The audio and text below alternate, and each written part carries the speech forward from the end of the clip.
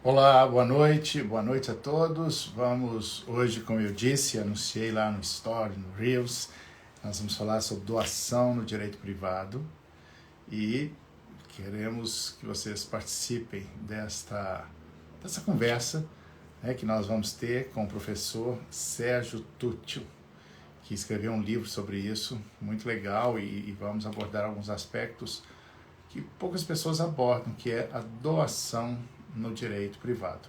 E, particularmente, nós vamos fazer esse recorte na doação no direito de família e sucessões. Estamos esperando aqui o Sérgio entrar. Professor Sérgio, por favor, se estiver nos vendo, pode entrar aqui, nós vamos te receber aqui. Enquanto isso, vamos conversar. Boa noite, tanta gente entrando aí, Érica Figueiredo, Daniele, tanta gente que já passou e só eu perdi um pouco aqui. Heloísa Versiani, Andréia, Albani, Sérgio entrou.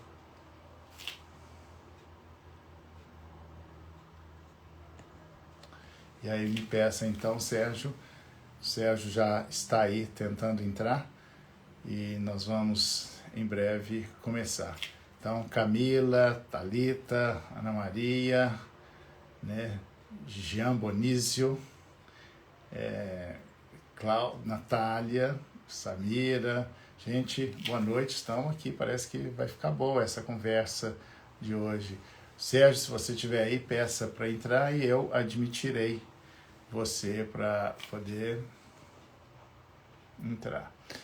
Enquanto isso, vamos conversando. Enquanto o Sérgio não chega, vamos conversando aqui. Bom, o tema de hoje, que será sobre doação, um dos aspectos curiosos que nós vamos falar e que o Sérgio estudou muito, que é a sua tese de doutorado, que é a doação entre cônjuges, né? Porque tem proibições de doação entre cônjuges. É possível doação entre cônjuges, que é uma coisa meio, é, vamos, um pouco diferente, enquanto uma resistência, mas nós vamos falar de uma decisão do STJ que teve um voto. Olá, Sérgio, vamos, se conecte aí, não sei se... Boa noite, professor Rodrigo. Boa noite, Sérgio. Me A ouvem sua bem? boa noite. Você está. Sim, você está travando um pouco, mas eu acho que a conexão vai melhorar. Eu não sei se é só para mim, você me vê e ouve bem ou não? Para Vejo e saber ouço se é a bem. minha ou se é a sua. Vejo e ouço bem. Bom, espero que a internet, nessa tecnologia aí, que possa, que não nos intercepte aí essa conversa tão legal que nós vamos ver, que nós vamos ter agora. Bem, então, já tem muita gente aí, vamos começar. Hoje a conversa, como eu disse, repetindo para quem chegou agora, é com o professor Sérgio Tucci. E eu quero, depois, quando te der a palavra, que você me ensine como é que é a pronúncia do seu nome, se eu falei correto, Sérgio. O Sérgio, eu cheguei até ele através do livro que ele me mandou, que eu gostei muito, que é Doação, Direito Privado, que é a tese dele de doutorado, que foi eleita, foi considerada a melhor tese de doutorado lá na USP, né, naquele período. E ele é também professor, e tem essa experiência aí como professor e vai nos brindar aqui hoje com essa conversa, porque ele aprofundou os estudos sobre doação. E é um tema que a gente não trabalha muito no direito de família, né? Bem, mas então, vamos lá. Sérgio, boa noite, se apresente, boa noite, fale, temos a palavra. Boa O noite, professor Rodrigo. que te motivou? Boa noite, pode falar. Você. Primeiramente agradecer o convite. Conheço o senhor, professor Rodrigo, há muito tempo pelos escritos. Nós sempre, quando estudamos direito de família e sucessões, lemos textos do professor Rodrigo. Então, é uma grande honra estar aqui conversando com você, Rodrigo. É, eu achei muito interessante a ideia desse bate-papo, pelo seguinte: o trabalho, o livro, ele é um livro que eu espero que a leitura seja agradável. Eu acho que já recebi feedback positivo nesse sentido. Mas é um livro teórico, né? E a minha Sim, ideia ao aprofundar esse tema foi justamente servir como um ponto de partida para novas reflexões a respeito da doação no direito brasileiro, porque eu senti que era um tema que estava já um pouco envelhecido no sentido de novas obras, de novos estudos. Então, a minha ideia foi trazer algumas experiências, algumas discussões em outros países também acerca da doação, é, e para levantar mais perguntas do que propriamente respostas, né? Então, o título do livro é. é Doação no Direito Privado, Reflexões sobre um Conceito Jurídico. E eu acho importante a gente ter em mente essa premissa metodológica, que é a ideia de um conceito. Porque quando a gente pensa em doação, no contrato de doação, conforme disciplinado no Código Civil, a gente está pensando não em doações reais, em doações empíricas, conforme elas são praticadas na realidade, né? Nós estamos pensando num conceito como uma ideia compartilhada que só existe por meio da linguagem, né? E o direito, ele estabelece conceitos. Então, ele Uhum. diz que alguma coisa é doação, mas para efeitos de aplicar as normas jurídicas referentes. Então, o direito, ele estipula um conceito de doação. Salvo engano, o artigo 538 do Código Civil, muito apropriadamente, diz: considera-se doação. Então, essa Uhum. eu acho que é uma premissa que pode parecer até óbvio para quem estuda há mais tempo direito, mas que eu acho que os estudantes têm que ter também muito claro que quando a gente fala na doação, a gente está falando em algo estipulado pelo direito que deve ser a doação, né? E partindo dessa premissa, nós temos que não é algo natural que o conceito de doação, que a doação seja da forma como ela é disciplinada pelo nosso Código Civil. Então, não é uma coisa da natureza, como um coelho, como um pato, digamos assim, que a Uhum. doação seja o contrato pelo qual o doador, com espírito de liberalidade, transfere bens ou vantagens para o donatário que os aceita, né? Conforme está no artigo 538 do Código Civil. Se a gente for para outras experiências de outros países, a gente vai ver que a doação ela adquire configurações diferentes. Eu Uhum. escolhi no livro fazer uma espécie de comparação com dois países em especial, né? Com a Itália e com a França. E a escolha desses países não foi aleatória. A escolha desses países se deu pelo seguinte: primeiro, eles compartilham algo em comum conosco, que é ter um código civil nos moldes iniciados pelo Código Francês de 1804 e tudo, mas Que adota o eles são sistema de países. codificação. Exato, mas são países que disciplinam a doação de maneira bastante diferente. E o que eu acho interessante para nós puxarmos a conversa para o direito de família e das sucessões é o seguinte: tanto na Itália quanto na França, a doação não é disciplinada como um contrato em espécie, embora se discuta que ela seja de fato um contrato, mas no código ela é disciplinada ao lado do testamento. Então, na Uhum. França, o Código francês, principalmente após uma reforma de 2006, ele estabeleceu um gênero de atos de liberalidade. E dentro Uhum. desses atos de liberalidade, ele traz.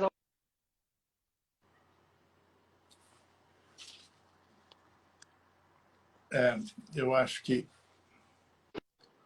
Perdão. eu acho que você deu Então, uma eu trava. dizia, o Código Civil. Perdão, acho que deu uma travada, que a conexão em dia de Voltou. chuva é sempre complicado. São Em Paulo, a dia de última vez nós chuva. tivemos problema aqui com o Flávio, foi exatamente isso. Mas acho que hoje vai ser melhor. Mas pode continuar. Então, no Código Pois é, Civil mas só antes de você francês, continuar, claro, Sérgio, eu só queria realçar, porque nós estamos falando assim da teoria, né? Que uma teoria só tem sentido pelos resultados práticos que ela dá. Então, como é que nós vamos pegar essa sua teoria e usar para nós e aproveitá-la.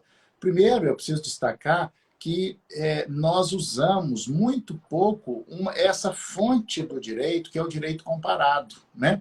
Então, isso é muito importante. Então, quando você traz isso não é muito comum, né? A gente precisa usar mais essa fonte do direito comparado. Então, quando você pega esses dois países para comparar, é importante. Estou falando isso para esse caso e para todos os outros casos. Daí a importância de nós sabermos como é que anda isso em outros países. Mas pode continuar, desculpe, eu interrompi seu raciocínio. Não, imagine. O que eu dizia é que na França houve uma reforma do direito das sucessões e das liberalidades em 2006, né?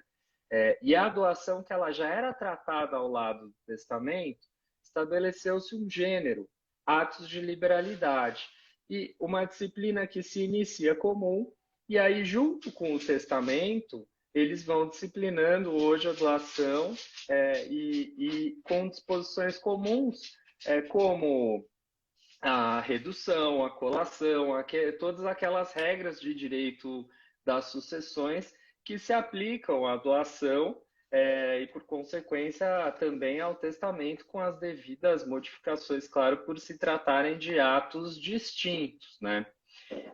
Agora, o que é interessante, eu acho, ressaltar é o seguinte, que a doação ela está sujeita a regras restritivas, né? Então, a doação ela não pode ultrapassar aquele limite que o testador poderia dispor em testamento, ou seja, ela tem que respeitar a legítima dos herdeiros necessários e tudo. Então, conforme, eu acho que aí a gente faz a ponte da teoria com a prática. Conforme a gente entenda a doação de uma maneira ou de outra, conforme a doação, o conceito de doação, ele seja mais amplo ou mais restrito, a gente vai ter uma variação dos atos que vão estar sujeitos às disciplinas, à disciplina jurídica mais rigorosa da doação ou não, né? Então, Tá.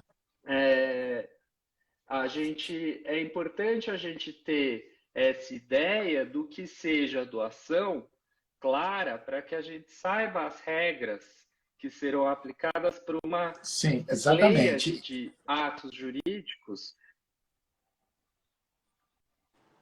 Pois Exato, que podem exatamente. Aí vamos implicar, começar. como diria o filósofo do direito.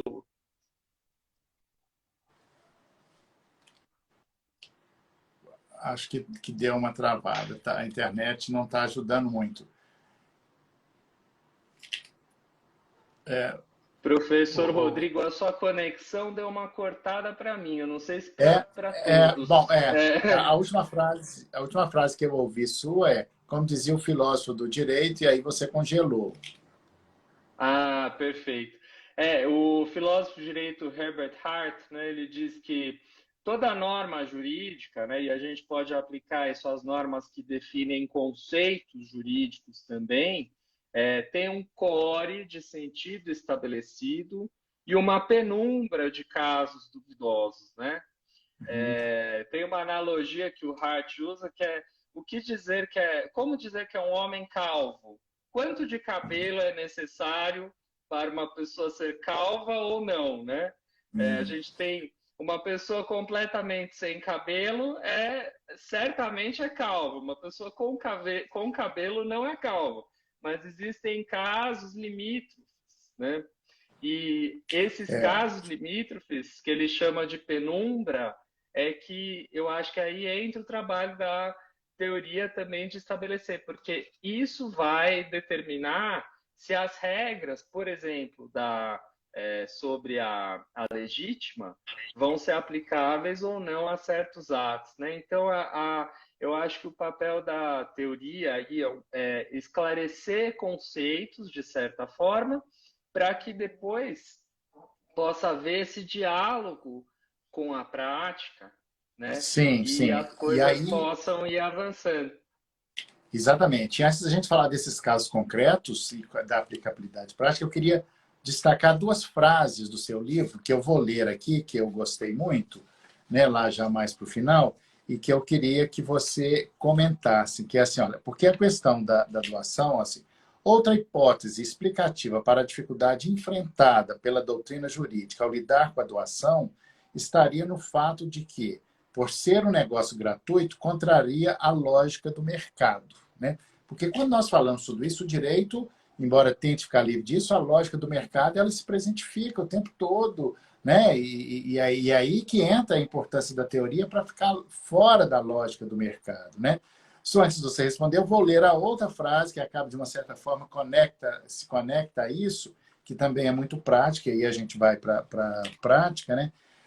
Teme-se que as boas intenções do doador sejam um disfarce para a prática dos atos contrários à ordem jurídica, né? Porque você sabe que é muito comum alguém fazer uma doação, mas ao fazer o registro disso, colocar como compra e venda, por exemplo, porque o imposto é mais barato, né? E hoje mesmo eu tenho os alunos, um aluno do meu curso, né, da Clínica do Direito, fez essa pergunta. E aí? Fez, aí arrependeu, depois era doação. Bom, enfim, é só para dar esse tom prático, mas queria voltar à teoria a partir do que você falar dessas duas frases que eu achei muito interessante no seu livro, e Sérgio.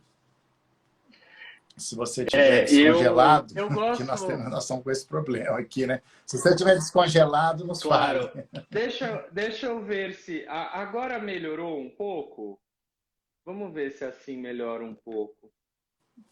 Sim, Melhorou um pouco. sim, Eu sim, gosto, eu estou. eu Tá, gosto muito congelou de de novo. filosofia do direito. Deixa eu ver se mudando de lugar um pouco, se assim melhora. Eu gosto muito de filosofia do direito. Não me considero filósofo do direito, porque eu acho que eu preciso estudar muito ainda para ser filósofo do direito. Mas de filosofia em geral também. Hoje, por coincidência, eu estava lendo um texto do Michael Sandel, que é um daqueles filósofos comunitaristas norte-americanos, e ele estava tratando justamente dessa ideia da lógica do mercado nesse texto. Depois eu pego a referência, eu posso enviar. Agora, de Tá, cabeça, ok. a essa altura da noite, o nome do artigo que eu estava lendo, eu perdi aqui. Tá. Mas é interessante que ele fala o seguinte, que essa lógica do mercado, digamos assim, ela promove uma comercialização de certos bens. Então, os exemplos que ele traz são muito interessantes. Tinha uma tribo de indígenas no Canadá e que ela era autorizada a caçar marmotas, né? Porque preservava as tradições dessa comunidade, tudo, Uhum. né? E aí, em 1990, essa tribo obteve autorização do governo canadense de vender as cotas de, digamos, caça de marmotas. Então, o governo Uhum. canadense ele admitiu que membros dessa comunidade indígena vendessem as marmotas que, em tese, eles caçariam e matariam para turistas que iriam lá e iriam Tá. com a comunidade, né? E aí o Michael Sandel, Uhum. ele ressalta que essa questão do mercado entrar em certos valores, isso pode até fazer sentido do ponto de vista da eficiência. Então, a comunidade indígena ela vai vender as cotas de caça de marmotas, ela vai lucrar com isso, então vai favorecer lá a comunidade. Os turistas, caçadores também vão lucrar, porque eles vão Uhum. poder caçar as marmotas que eles gostariam de caçar, mas não seriam permitidos caso não houvesse essa possibilidade de venda do direito de caça de marmotas, mas aquilo causa uma repugnância moral. E na moral, isso vai ser discutido. Vai haver autores que vão defender moralmente que haja o direito, sim, de caçar as marmotas, e outros dizendo que aquilo é repugnante moralmente, não, né?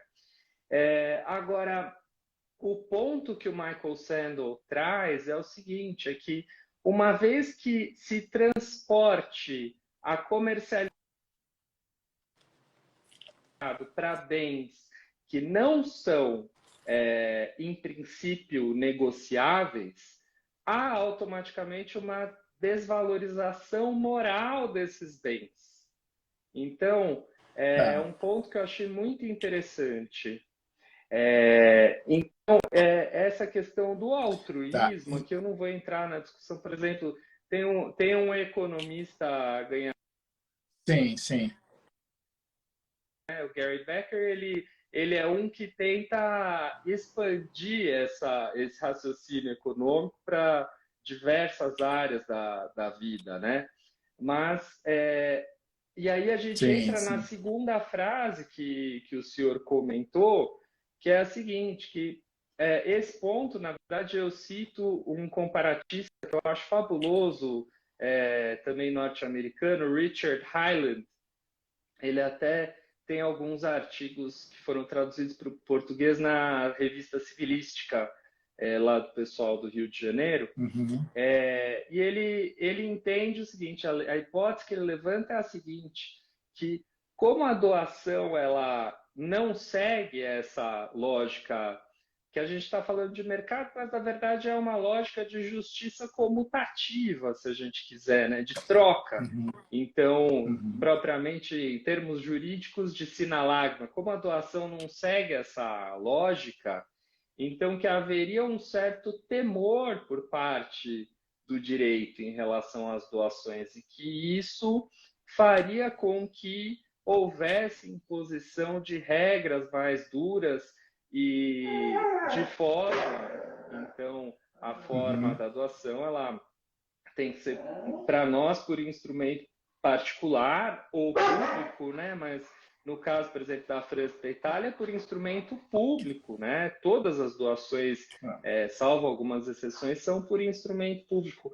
Então, a lógica do Highland, que eu acho interessante, é essa, que o direito se assusta com atos que contrariam essa lógica do comércio, do sinalagma, e, portanto, ele tá, acaba impondo regras mais rigorosas para esse tipo de ato, né? tá.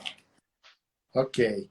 Assim, olha, a filosofia do direito é fundamental e imprescindível. Eu, antes de optar pela minha especialidade em direito de família, eu fiquei muito pendente para a filosofia do direito, porque eu sempre quis juntar psicanálise com direito. E eu pensei em filosofia do direito, é um campo aberto para isso, né? Que é a consideração do sujeito de direito ali, e isso tinha tudo a ver. Mas como eu comecei a advogar, falei, bom, acho que vou colocar um ponto prático aqui e acabei entrando para o direito de família. Mas adoro filosofia do direito e é, todos nós deveríamos sempre voltar a esses conceitos, porque isso é quase como uma elevação da alma, né? Isso, a filosofia do direito, ela nos ajuda a fazer uma distinção entre ética e moral. Moral, que é particular do sujeito, que pode fica muito no bairro, né? Fica muito particularizado, né? Nesse momento agora, por exemplo, o direito de família, que é a nossa luta do direito de família por um Estado laico, para que esses valores morais não interfiram, né, tanto nas configurações familiares, né, e a filosofia do direito ajuda muito a fazer essas reflexões. Né? Mas então, vindo agora uma questão, nós temos algumas perguntas de algumas pessoas que entraram aqui, Opa. né? E eu sei que isso você fala disso no livro, eu queria chamar indo para esse aspecto prático. A doação entre cônjuges é uma pergunta que muitos clientes nos fazem. Isso está no seu livro, né? Você aprofundou isso. Assim, eu particularmente não vejo problema fazer doação entre cônjuges, mas se eu falar isso, vão dizer que eu sou um ignorante, né? Mas você, o que você nos diz sobre doação entre cônjuges? Nos fala um pouco sobre isso, Sérgio. Bom, doação entre cônjuges é um daqueles temas tradicionais do direito que vem desde o direito romano, porque o digesto lá do direito romano trazia um título lá que estabelecia a proibição das doações entre cônjuges. Isso foi sendo repetido. Os medievais das universidades que copiavam e comentavam o digesto foram repetindo. No século XIX, se descobriram alguns fragmentos, chamados fragmentos do Vaticano, porque foram descobertos no Vaticano, e se contestou que havia essa proibição mesmo de doação entre cônjuges no direito romano, mas que também em período logo anterior não havia. Nebulosa a origem dessa proibição da doação entre cônjuges. O fato é que muitos códigos foram repetindo essa regra proibitiva das doações entre cônjuges, e eu ressalto o Código Civil italiano. Perdão, eu travei novamente? Eu achei que você Você travou, Rodrigo, travou. um pouco. E você, obviamente, que é como Peço você desculpas aí estudou para em os Roma, né? nossos Buscou ouvintes, que elementos aí em Roma, a conexão. você está congelado. Enquanto você está congelado, deixa eu só falar para quem está nos ouvindo que você estudou em Roma, você fez parte do seu doutorado, né? Você fez lá em Roma, então você teve uma fonte muito rica lá, né, Sérgio? Você acha que você continua É, congelado? agora Tá. voltou? Vamos ver. Voltou. Ah, perfeito. Vamos lá. Não, o que eu dizia é que lá no direito romano havia essa proibição de doação entre cônjuges que ninguém nunca É, entendia muito bem a razão disso, mas depois ela foi sendo. Descobriu-se que essa proibição não era tão rígida assim, e que talvez ela tenha ocorrido em um momento específico da história de Roma, mas antes não, e portanto.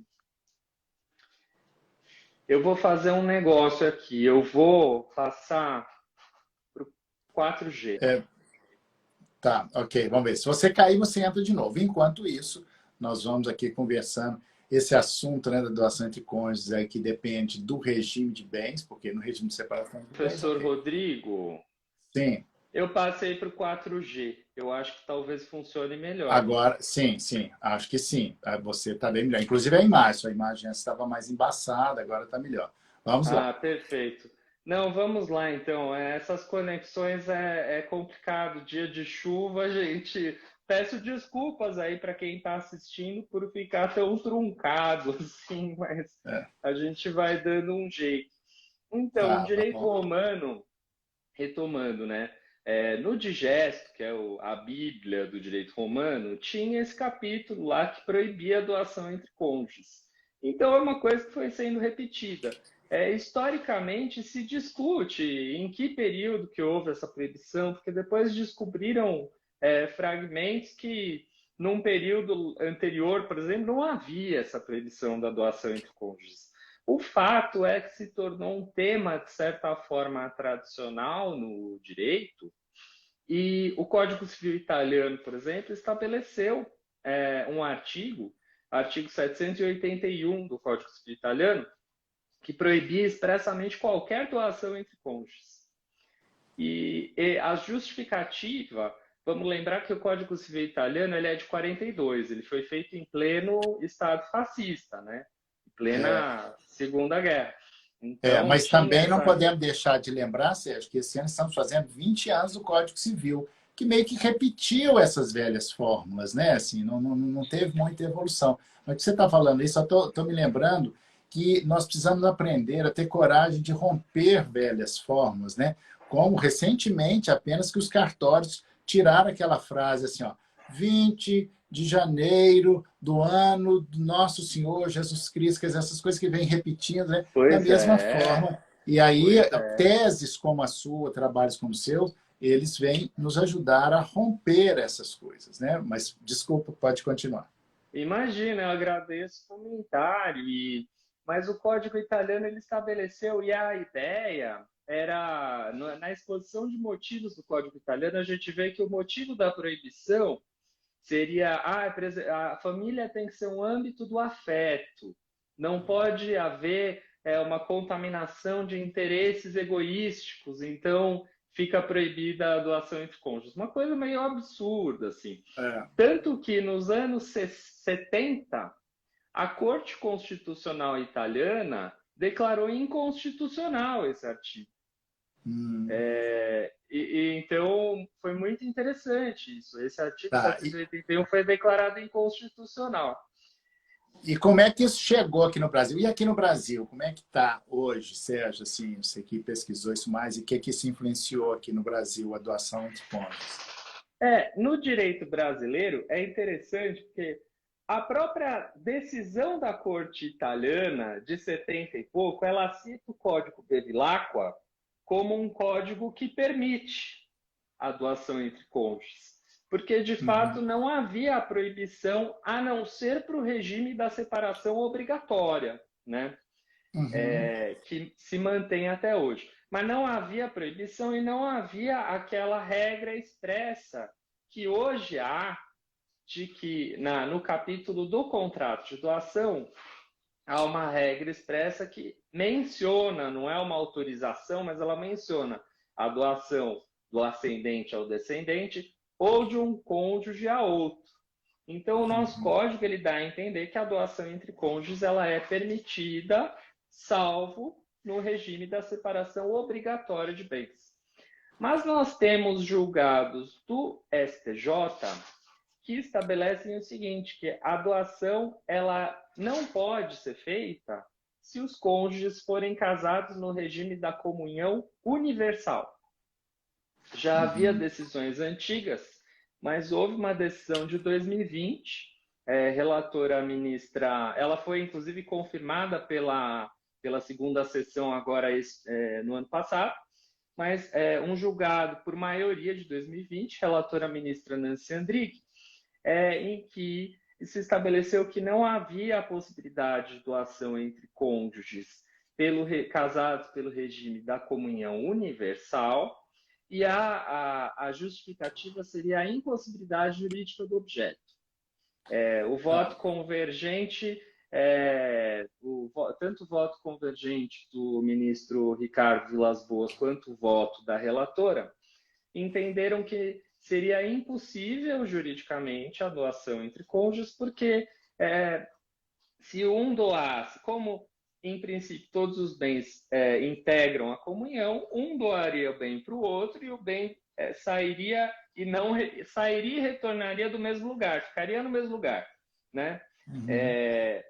Mas o que eu acho mais interessante pois aí o voto divergente. É o voto divergente. O voto divergente, a meu ver, é o que está correto, porque nós não temos proibição legal da doação entre cônjuges casados no regime da comunhão universal. Isso não está no código, não está em lei alguma.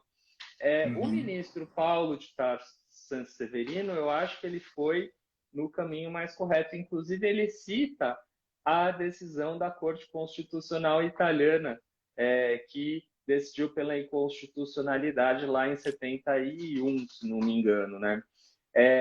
E o argumento dele é muito simples, quer dizer, se um cônjuge doa um bem para o outro, esse bem é como se ele estivesse instituindo uma cláusula de incomunicabilidade que pode ser estabelecida na doação.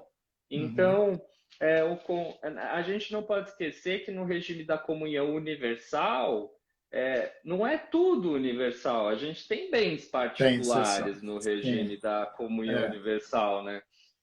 Como, por exemplo, quando você recebe...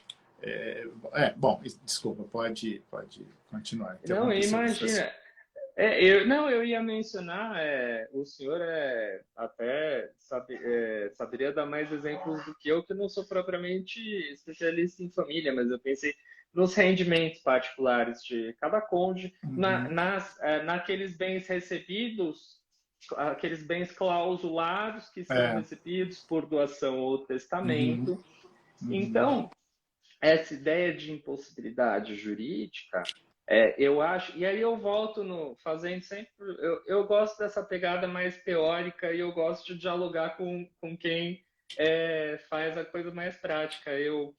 Mas pensando, fazendo uma crítica teórica, a essa concepção, eu acho o seguinte, o que o STJ faz é pegar um conceito de impossibilidade do objeto que está lá no Ponto de Miranda e outros autores, e pega e deduz uma solução daquele conceito, Uhum. mas sem questionar o próprio conceito de impossibilidade jurídica do objeto, que talvez não caiba nesse sentido. Quer dizer, nada é impossível no sentido de eu tenho um grande amigo, colega, professor da GV, o professor Osni da Silva Filho, é um dos meus melhores amigos. E conversando com ele, não sei se ele conseguiu assistir aqui a gente, mas ele tem insights muito importantes.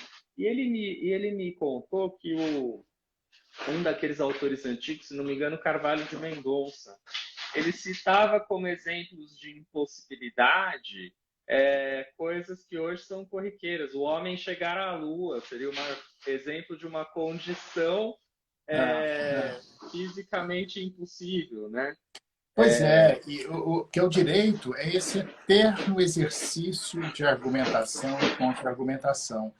Porque, e o direito é muito mais do que a lei, né? E o direito ele não pode pegar a formalidade da lei, assim, o que interessa é a essência, né? A formalidade não pode ser maior do que a essência. Então, quando você se depara com uma situação que é justa ou injusta, nós temos que desenvolver um raciocínio, daí a importância da teoria, né? Para demonstrar aquilo que é justo. Então, por exemplo, esse voto vencido, né, lá do STJ, que fala isso, é fantástico. Assim, olha, por que não? Né? Eu acho que ele deu um passo adiante, deu um passo além.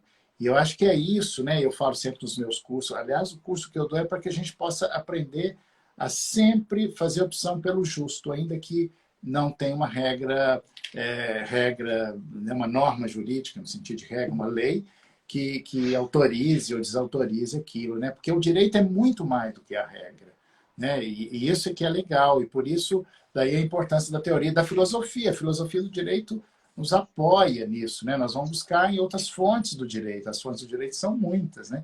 Então, achei muito legal esse comentário seu quando fala do voto vencido, porque ele vai nisso, assim, ele tem coragem de romper uma coisa, uma velha forma praticamente estabilizada, né? Muito interessante, né, Sérgio?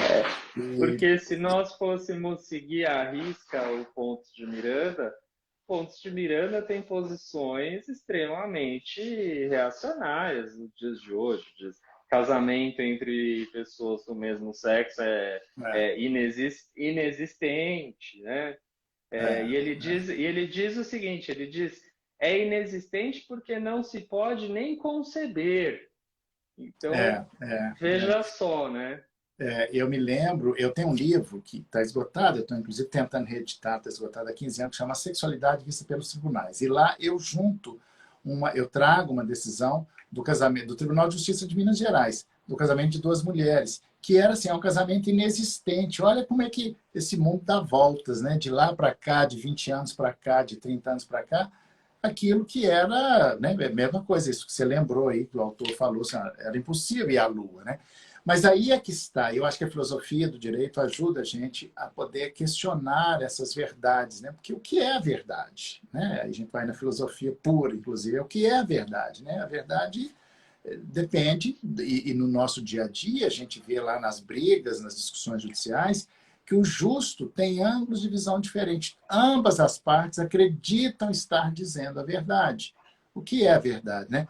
Ambos estão dizendo a verdade, né? Aliás, os clientes chegam para nós e falam assim: eu só quero os meus direitos, né? Mas estão sempre com a sensação de que estão perdendo alguma coisa, entrando um pouco na psicanálise, mas assim, o que é a verdade? Claro que para o juiz é fácil dizer a verdade, que é aquilo que está provado nos autos, mas nós, ao construir teorias com base em outras fontes do direito, nós podemos sempre questionar essas velhas fórmulas, né? É assim que é a evolução do direito, né? Isso é muito interessante. Sim, tem um autor que é outro dos autores que eu gosto muito, que é o escocês o Neil McCormick, né?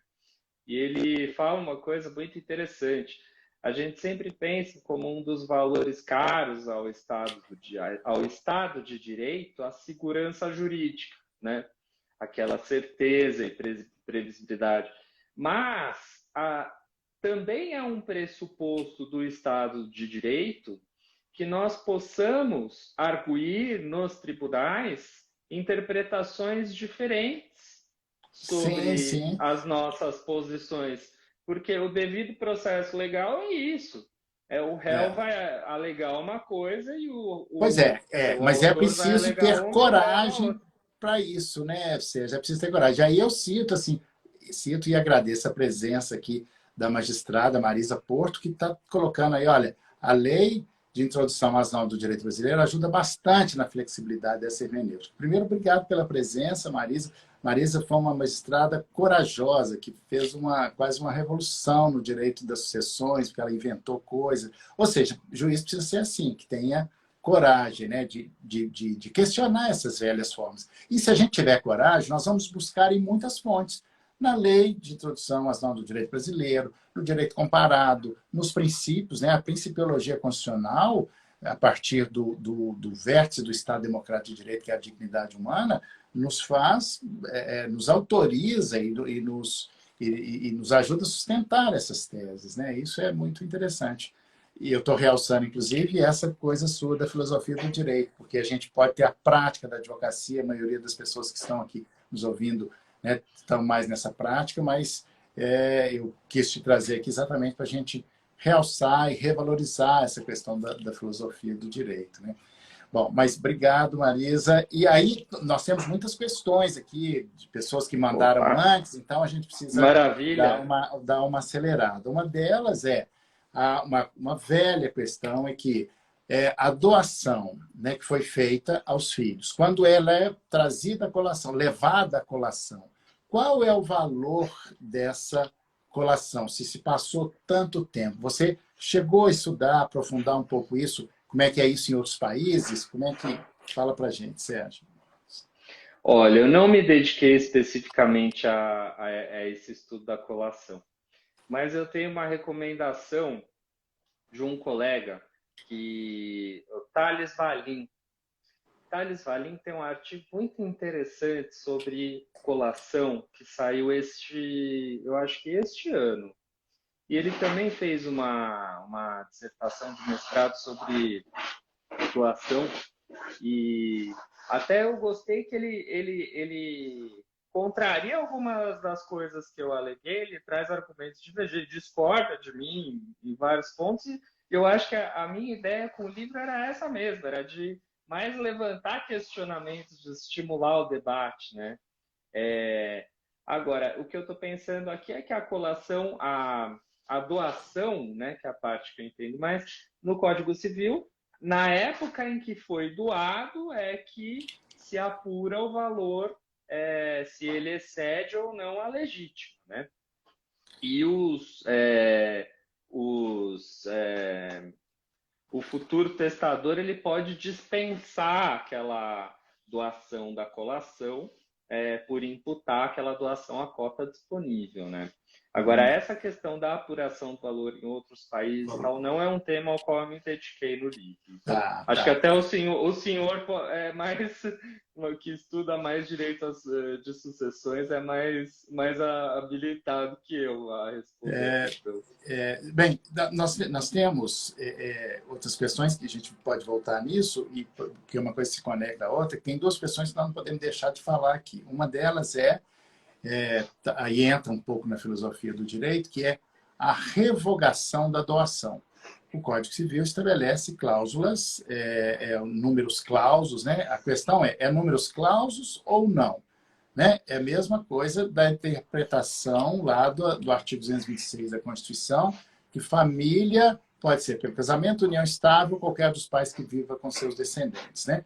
Mas aquilo ali, quem primeiro falou e destruiu essa coisa dos números clausos foi Paulo Lobo, né? Paulo Luiz Neto Lobo, um grande civilista, um dos maiores civilistas vivos dessa época, que tem livros ótimos. Então, ele foi o primeiro a falar disso e embasou vários outros percursos para construir nessa questão da família. Mas a doação, voltando para a doação, né, vou dar um exemplo concreto. Olha, eu fiz a doação para o meu filho, né, há 10 anos atrás. Aí passaram-se 10 anos e ele se revoltou contra mim, ou ele tem uma atitude moral com a qual eu não concordo. Ele era homem e fez a transição para mulher, por exemplo, para pegar coisas bem modernas, bem contemporâneas mesmo, né? Ele era homem e, de repente, ele quis virar mulher, mudar o gênero. E eu não concordei com isso. Isso é só um exemplo, que eu não tenho essa posição na vida, né? Mas aquilo me chocou bastante. Como é que isso seria uma cláusula? Isso não está lá, né? E aí tem vários outros exemplos. Mas eu vou deixar você falar, bom, organizando a seguinte pergunta. Você entende que aquelas cláusulas da revogação da doação constituem números clausos ou não? O que você nos diz sobre isso? Eu entendo que sim. Eu entendo que sim, seja números clausos, e eu entendo que não possa também haver uma interpretação extensiva daquilo. Eu entendo que as causas de revogação, elas são taxativas e elas só admitem uma interpretação estrita.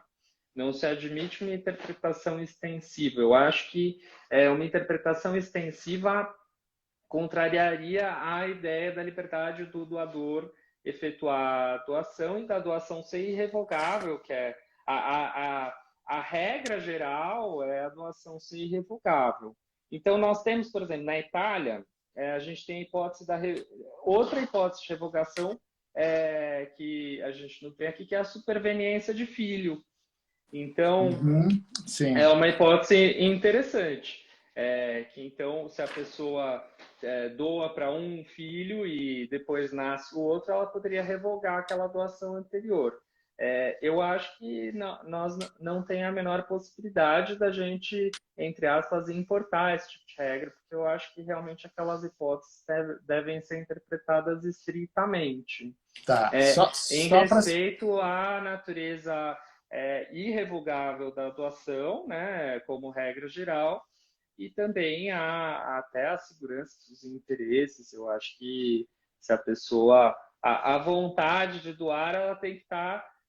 ela se exaure, salvo aquelas exceções expressas em lei. Eu acho que a vontade de doar, ela se exaure no momento em que a doação é feita, né? Agora... perdão, às vezes eu falo demais. Não, então, não, é só para poder, para as pessoas nos acompanharem melhor, assim, o artigo 555 do Código Civil, né, sobre revogação da doação, que diz: a doação pode ser revogada por ingratidão do donatário ou por inexecução do encargo. E aí o 556 diz: não se pode renunciar antecipadamente o direito de revogar a liberalidade por ingratidão donatária. E aí vem as cláusulas, no 557, que são as seguintes, é aí que eu queria chegar. Podem ser revogadas por ingratidão as doações. Se o donatário tentou contra a vida do doador, né, cometeu crime de homicídio, ok, isso é mais ou menos óbvio. Se cometeu contra ele ofensa física, se o injuriou gravemente ou o caluniou, se, podendo ministrá-los, recusou ao doador os alimentos de que necessitava, né? E aí vai por aí afora. Então, tem essas cláusulas, né?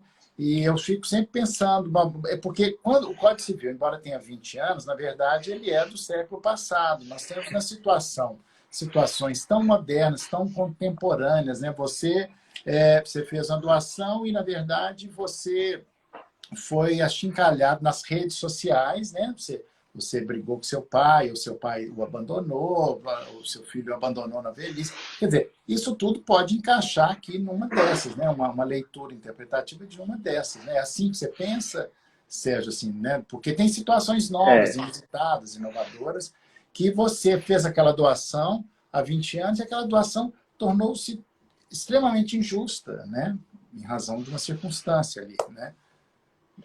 Eu entendo, respeito o argumento contrário, mas eu realmente acho que a doação ela se exaure no ato que ela foi realizada. Então, a liberalidade ela foi daquele momento e eu acho que não teria cabimento expandir essas hipóteses de revogação para além de uma interpretação estrita que está ali no código, né?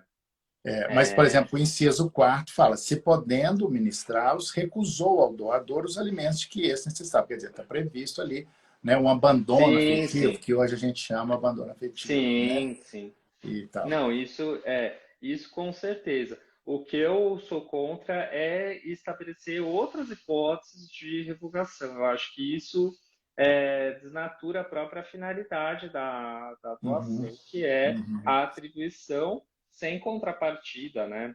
uhum. Então, eu acho que e outra, a doação, ela não é um contrato permanente, perdão, por conta do horário.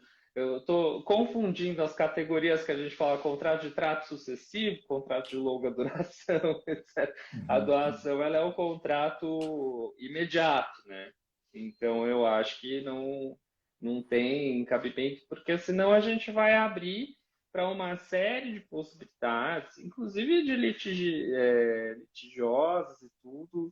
Ah, Então, eu acho que tem que ser mesmo interpretadas estritamente.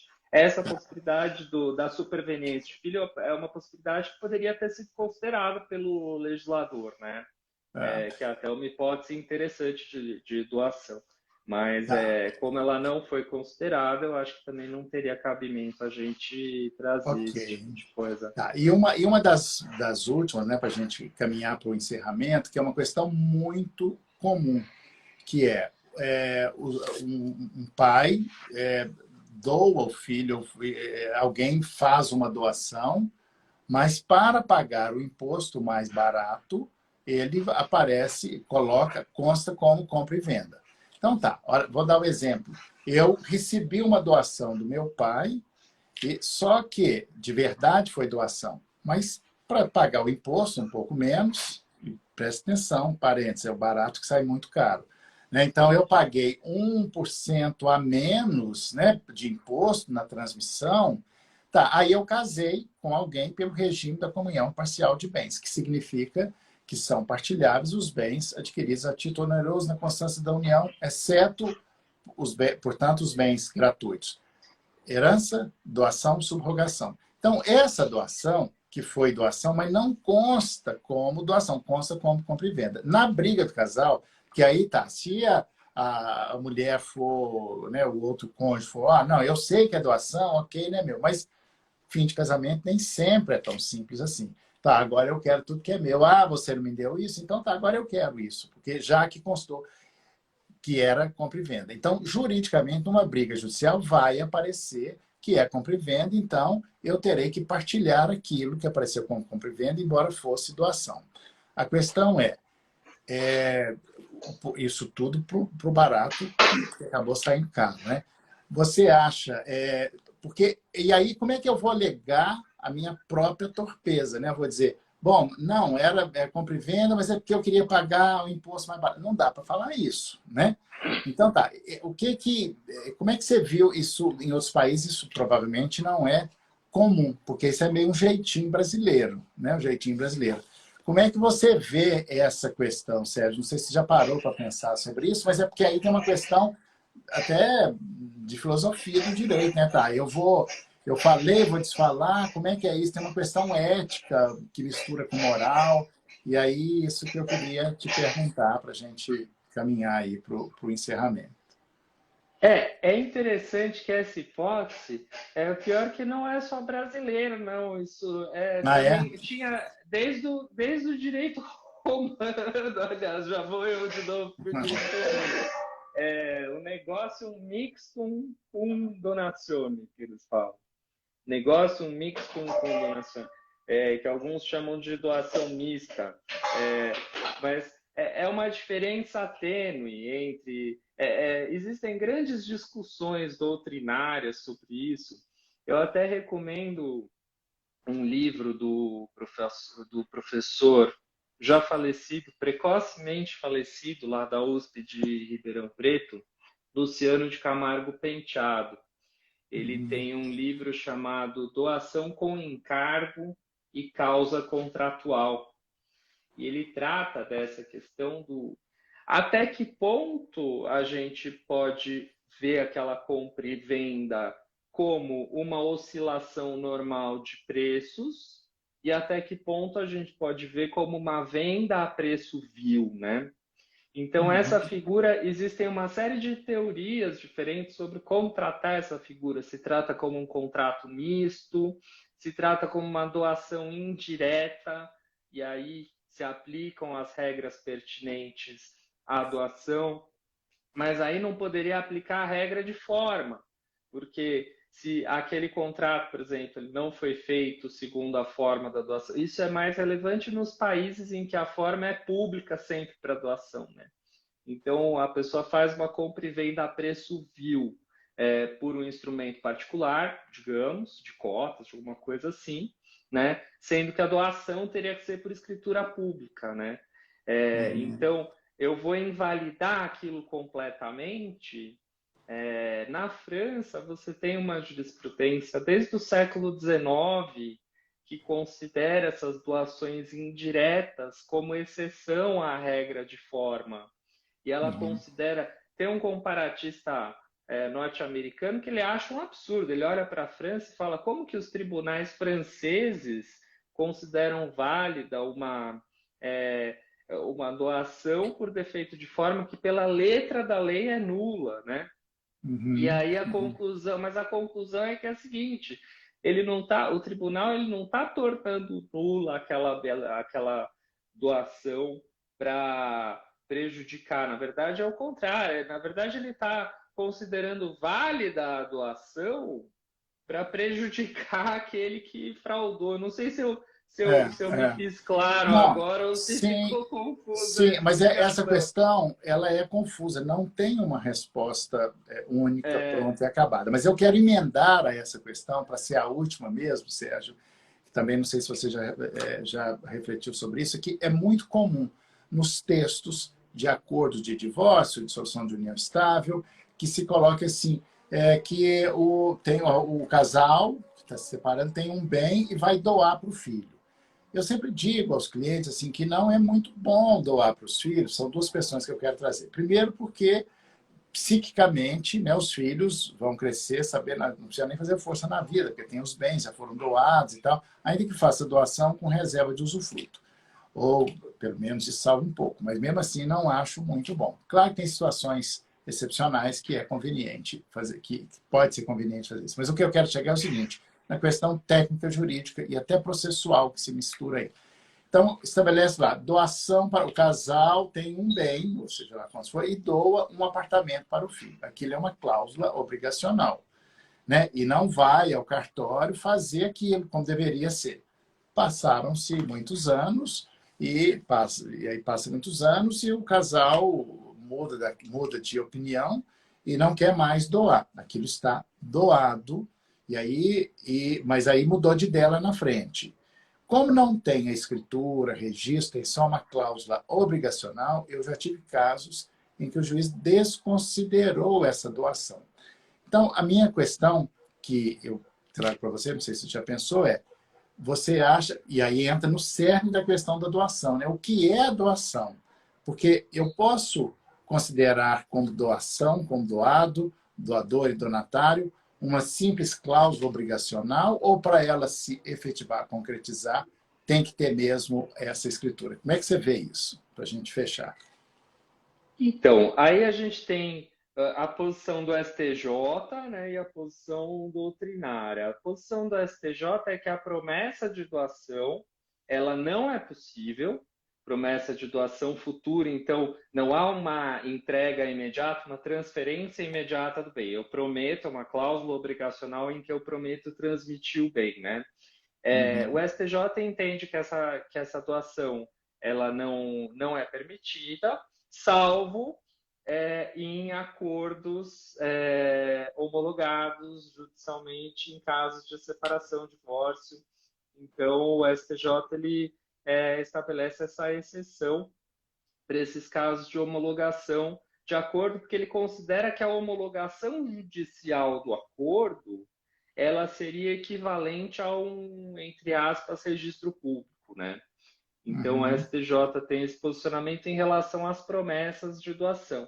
Em outros casos de promessas de doação, que não sejam nesse âmbito do acordo na época, é uma jurisprudência mais antiga, né? Na época da separação e hoje do divórcio, outras promessas de doação não seriam possíveis. Mas a gente tem soluções interessantes em outras legislações. O Código Civil alemão, por exemplo, lá do início do século XX, ele estabelece a possibilidade da promessa de doação obrigacional. E ele traz algumas exceções bem expressas em que o devedor ele não é obrigado, o devedor barra doador, ele não é obrigado a cumprir essa obrigação. Então, por exemplo, se essa doação for privá-lo de meios suficientes para a sua subsistência, então o donatário ele não pode exigir o cumprimento da doação antes prometida. Né? Houve uma discussão muito grande nessa reforma do Código francês para incluir essa doação obrigacional no Código. Se não me engano, o resultado final decidiram não incluir, mas tinha uma proposta muito interessante até do grande professor Jean Carbonnier, lá da França, era um dos autores dessa proposta, de um artigo para incluir mais ou menos nos moldes do Código alemão. No Código italiano é dúbio, porque o Código italiano fala que a doação não é só a transmissão de um direito, ela é também a assunção de uma obrigação. Então, eu estou trazendo esses dados só para a gente ver como isso é tratado de formas diferentes em diversos países, né? Sim, sim. Mas junto com isso, esses códigos todos estabelecem a necessidade de instrumento público para realizar essas promessas de doação. Então, é um contrato obrigatório, mas bastante formal, né? Sim, Sérgio, o Instagram, nós estamos arriscando a sermos cortados, né? Já passou de 1 hora, então a gente vai precisar encerrar. Mas o que eu quero dizer é que essa conversa não se esgota e não tem uma única resposta, não tem uma única... Né? Mas mais importante do que as respostas, acho que são as perguntas, são as reflexões, né? E aí, então, eu quero, antes de encerrar, só te passar para falar as palavras finais rapidamente, com o risco de sermos cortados, porque já são 21h02. Claro, eu agradeço imensamente o convite, professor Rodrigo. Foi um prazer conhecê-lo pessoalmente, pessoal, embora virtualmente. Admiro muito o seu trabalho, de IPDFAN, as suas obras. Li muito os seus artigos, inclusive quando estudante. Então, para mim é uma honra.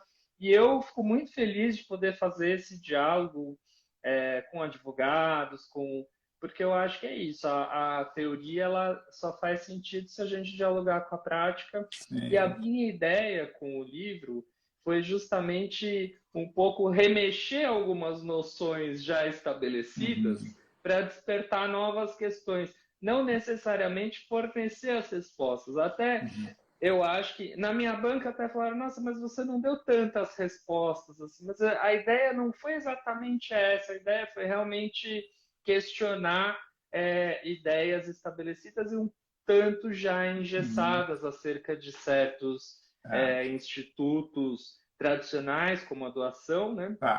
Que muitas vezes a gente vê, por exemplo, serem citados autores excelentes, mas já antigos, né? E muitas vezes essa discussão que é feita em outros lugares, ela acaba não sendo incorporada. Não que a gente deva copiar, mas a gente deve conhecer, né? Conhecer para, talvez, eu acho que o direito de outros países ele serve para isso, para a gente conhecer e ver o que faz sentido ou não. Então, agradeço imensamente o convite, fiquei muito honrado, de verdade. Obrigado, Sérgio. Gente, e o livro é esse aqui, né? Que é pela editora Lumen Juris, né? Lumen Juris, e se alguém se interessar em aprofundar, podem adquiri-lo.